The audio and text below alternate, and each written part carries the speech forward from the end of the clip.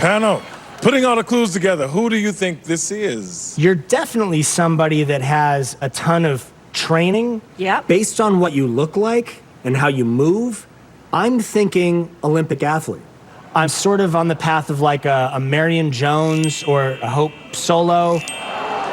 Well, I think you have some good guesses there, but you know what? With your movement, I know you're a performer, like maybe Fergie, or maybe Lady Gaga. I'm not sure. No. But you're taller than them, so I think you might be Jennifer Hudson. Oh, that's a good guess. Sweet Kenny J. Looking at the clue package, there's something in 2007 that I believe fits the profile of the exotic bird. Venus Williams won Wimbledon in 2007, and you look on the track, there's like competing, there's a glitter gun, Yes. and Venus is always glam on the court. We know that. Venus Williams, welcome to the Masked Dancer. Wow. Okay.